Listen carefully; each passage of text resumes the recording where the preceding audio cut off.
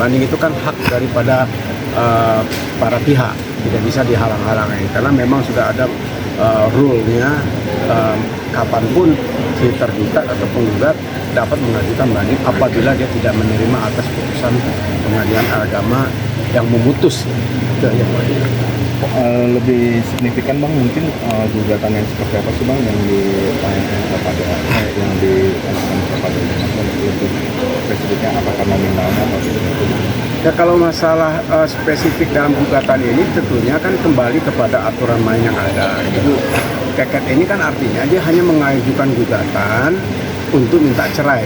Nah di samping itu ada hal-hal yang dimintakan oleh ibu keket ini terkait dengan kewajiban suami yang diatur secara hukum baik dalam surat edaran Mahkamah Agung maupun perma ya, peraturan Mahkamah Agung. Di situ jelas bahwa dia mengajukan uang idah dan mut'ah.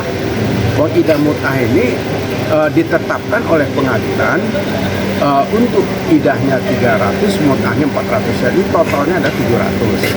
Nah, sedangkan nafkah lampau, nafkah yang bukan hutang yang dituntut oleh Ibu Catherine ini 800 juta, sekitar 1, sekian, ditolak semuanya oleh majelis hakim karena menurut majelis hakim bahwa ada itikat baik dari Ida Masih untuk memenuhi kewajibannya kepada istrinya yang sah.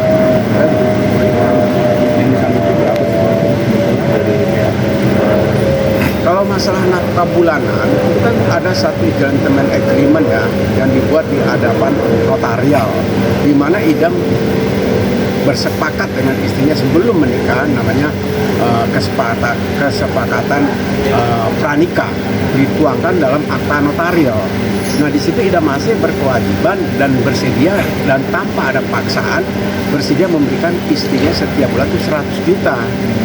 Nah dengan 100 juta itu kan merupakan perjanjian yang dibuat di hadapan notarial, itu kan merupakan undang-undang yang harus ditaati oleh kedua belah pihak. Itu aja dasarnya.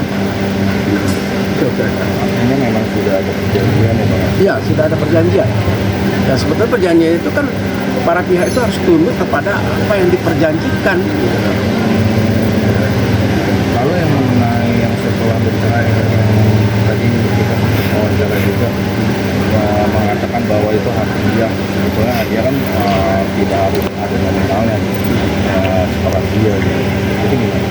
Sekarang kalau dikembalikan soal hadiah itu berdasarkan asas kepatutan kemampuan dan dia tidak menerima kan namanya mut'ah itu hadiah.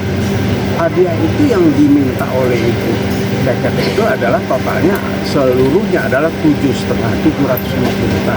Yang dikabulkan oleh majelis hakim 700. Nah, kenapa majelis hakim bukan berkepihakan ya, tapi majelis hakim di sini memutus berdasarkan keadilan, berdasarkan kemampuan dan kepatutan. Dari apa yang disampaikan oleh saksi-saksi tergugat bahwa Ida Masih itu mempunyai kemampuan ekonomi, kemampuan finansial yang cukup baik. Satu, dia sebagai anggota dewan DPRD kedua Kabupaten Sidrap. Kedua, dia mempunyai usaha kuliner, resto, satu di Makassar, dua di Sidrap, dan juga dia mempunyai usaha properti dan gaji anggota dewan kan cukup signifikan. Dan disitulah hakim menilai bahwa Pak Idam ini mempunyai kemampuan. Sedangkan kalau kita kembalikan kepada kompilasi hukum Islam berdasarkan azas kepatutan dan kemampuan, dia mampu, dia patut memberikan istrinya atas tuntutan istrinya, itu aja poinnya. Ya. Oke, Bang, terkait ini juga Bang, masalah mobil Bang. Ya, memang dalam konteks berperkara ini jelas mobil itu tidak masuk dalam pokok perkara. Jadi tidak bisa dikait-kaitkan antara putusan cerai terus dengan masalah mobil. Dan perlu dicatat juga bahwa Ida Masih itu pada saat sidang di Pengadilan Agama Depok, majelis hakim bertanya kepada dia, apakah betul saudara sebelum menikah memberikan hadiah kepada calon mertua saudara? Betul katanya, diakui betul, dan bahkan STNK-nya atas nama Ibu Rosita selaku ibu kandung dari Catherine, dan juga BPKB-nya atas nama Ibu Rosita sebagai ibu kandung dari Catherine. Itu poinnya. Ini ada selisih nih Bang.